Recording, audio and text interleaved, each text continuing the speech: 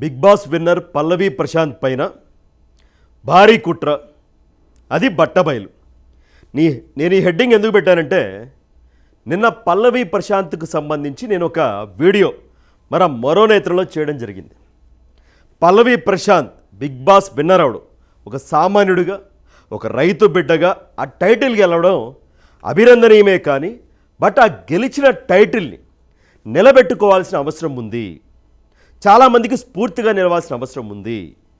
ఆ విజయం ఏదైతే ఉంటుందో దాన్ని మనసుకు మాత్రమే తీసుకోండి, తలకు మాత్రం తీసుకోవద్దు అని నేను ఒక వీడియో చేశాను. దీంతో వెంటనే కొంతమంది మెసేజ్లు, కొంతమంది కామెంట్స్, కొంతమంది కాల్స్ కూడా చేశారు. సరే, కొంతమంది మీరు చెప్పింది కరెక్ట్ అంటే అని చెప్పారు. మీరు ఒక అంశాన్ని గమనించాలి. నేను బిగ్ బాస్లో ఒక పల్లవి ప్రశాంత్కు సంబంధించి ఆ వీడియోలో మాట్లాడలేదు. మొత్తం బిగ్ బాస్ షోస్ గురించి, బిగ్ బాస్లో విన్నర్స్ గురించి, బిగ్ బాస్లో పార్టిసిపెంట్స్ గురించి, బిగ్ బాస్లో జరుగుతున్న ఆటల గురించి నేను విమర్శించడం జరిగింది. అదేంటో కానీ ఒలింపిక్స్లో, నేషనల్స్లో, కామన్వెల్త్లో మనకి దేశం తరపున పథకాలు తీసుకొచ్చిన వాళ్ళ పేర్లు ఉండవు, వాళ్ళకి అభిమానులు ఉండరు, వాళ్ళకి అభిమాన సంఘాలు ఉండవు. ఇలాంటి రియాలిటీ షో, ఎంటర్టైన్మెంట్ షోలో ఏదో గేమ్స్ ఆడేసి కప్పు కొట్టేస్తే అభిమానులు, అభిమాన సంఘాలు, రాద్ధాంతాలు, ధ్వంసాలు చేయడాలు, విధ్వంసాలు చేయడాలు ఇవన్నీ వస్తాయి. ఇది సమాజానికి మంచిది కాదు. సో ఎంటర్టైన్మెంటే బిగ్ బాస్, దాన్ని కాదన్ను. ఎంటర్టైన్మెంట్ లాగానే చూడాలి. కానీ ప్రజల ఆస్తుల్ని, ప్రజలంటే ఎవరు? ఆ విధ్వంసం చేసిన వాళ్ళు కూడా ఆ ప్రజల్లో భాగస్వామే కదా, అతను కూడా ప్రజల్లో ఒక వ్యక్తే కదా. సో మన ఆస్తుల్ని మనమే ధ్వంసం చేసుకోవడం కరెక్ట్ కాదు. ఇలాంటి వాళ్ళని ఎవరైతే బిగ్ బాస్ పార్టిసిపెంట్స్ ఉంటారో, విన్నర్స్ ఉన్నారో, రన్నర్ అప్ ఉన్నారో వాళ్ళు ఎంకరేజ్ చేయకండి అని మాత్రమే చెప్పారు. దాంతో కామెంట్స్ ఏంటంటే, పల్లవి ప్రశాంత్ తెలంగాణ వ్యక్తిని మీరు ఈ విధంగా మాట్లాడుతూ ఉన్నారా, మీ ఆంధ్ర వాళ్ళు గెలవలేదు అని కామెంట్స్. తెలంగాణ ఏంటి, ఆంధ్ర ఏంటి? బిగ్ బాస్లో తెలంగాణ వాళ్ళు మాత్రమే ఉన్నారా, ఆంధ్ర వాళ్ళు మాత్రమే ఉన్నారా, ఇంకెవరూ లేరా? రైతు బిడ్డ పల్లవి ప్రశాంత్ ఓన్లీ తెలంగాణ వాళ్ళు ఓట్లు వస్తే మాత్రమే విన్ అయ్యారా, టైటిల్ గెలిచారా? ఆంధ్ర వాళ్ళు వేయలేదా? ఆంధ్ర తెలంగాణ కాదు, తెలుగు వాళ్ళందరూ కలిసి ఓట్లేస్తేనే రైతు బిడ్డ పల్లవి ప్రశాంత్ గెలిచాడు. అది గుర్తుపెట్టుకోవాలి. ఇక్కడ కూడా అంత నీచమైన మనస్తత్వం ఏంటి? తెలంగాణ అని, ఆంధ్ర అని. చాలామంది మీ కులపోడు కాదనా, మీ కులపోడు గెలవలేదనా, ఇలా రకరకాల కామెంట్లు. పల్లవి ప్రశాంత్కి ఓట్లేసిన వాళ్ళలో, ఒక సామాన్యుడు గెలవాలని కోరుకున్న వాళ్ళలో ఇలాంటి గేమ్స్లో మా వాళ్ళు కూడా ఉన్నారు, మా కుటుంబ సభ్యులు కూడా ఉన్నారు. సో అది గమనించాల్సిన అంశం.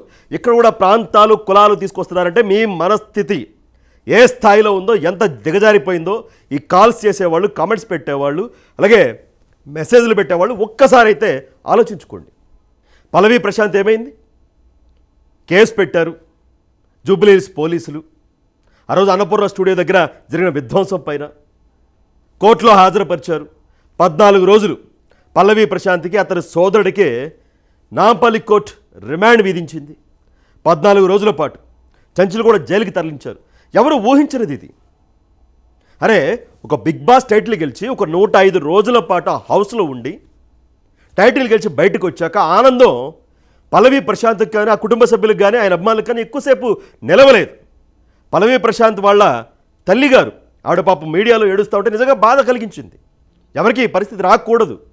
అరే, ఆ విజయాన్ని ఆస్వాదించే కనీస సమయం లేకుండా బిగ్ బాస్ హౌస్ నుంచి బయటికి రాగానే 4-5 రోజుల్లోనే జైలుకి వెళ్ళడం అనేది నిజంగా అత్యంత బాధాకరం. పల్లవి ప్రశాంత్ వెనక కుట్ర జరుగుతూ ఉంది. పల్లవి ప్రశాంత్ కూడా మాట్లాడాడు, నన్ను కావాలని నెగిటివ్ చేస్తూ ఉన్నారు, నా వెనకాల ఏదో కుట్ర జరుగుతూ ఉంది అని. కుట్ర ఎవరు చేశారు? తెలంగాణ ప్రభుత్వం చేసిందా?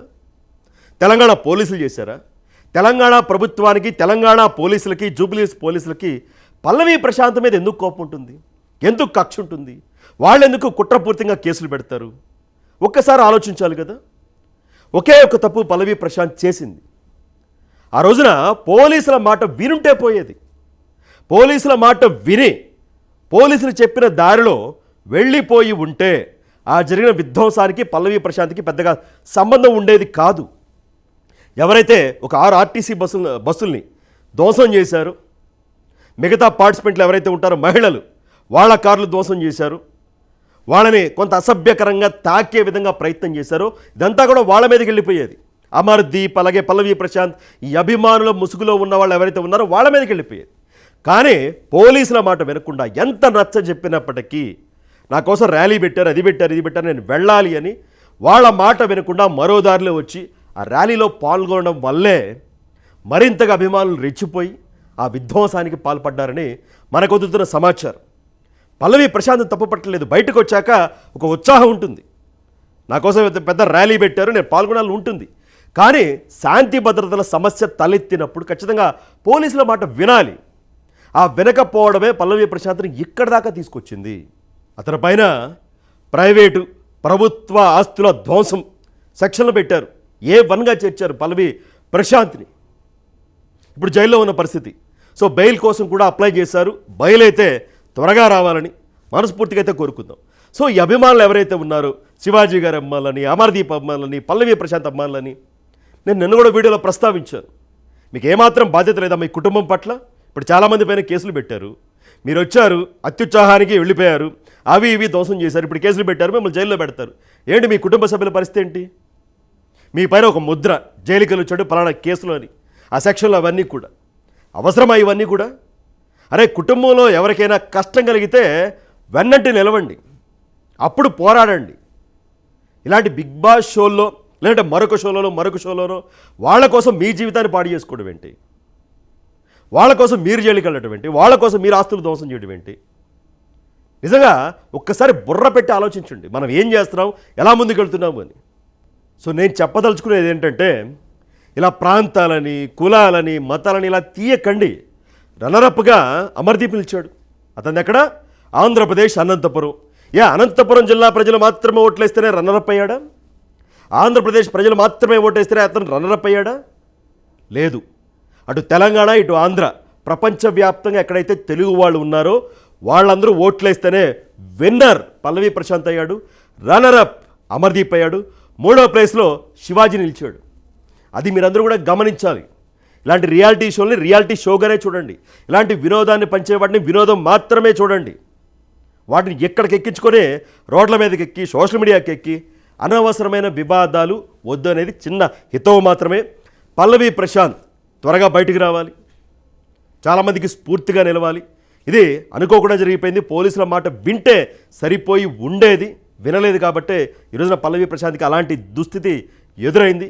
బయటకు వచ్చాక ఇదంతా పక్కన పెట్టి మరిచిపోయి యథావిధిగానే తను మరికొంతమందికి స్ఫూర్తిగా నిలవాలి. ఏదైతే రైతులకి తాను అండగా ఉంటాను అన్నాడు ఆ మాట కూడా నిలబెట్టుకోవాలని అయితే కోరుకుందాం. వీడియో పైన పల్లవి ప్రశాంత్ ఎపిసోడ్ పైన, బిగ్ బాస్ ఎపిసోడ్ పైన మీ అభిప్రాయాన్ని కూడా కమెంట్ రూపంలో తెలియచేయండి. వీడియో నచ్చితే లైక్ చేయండి.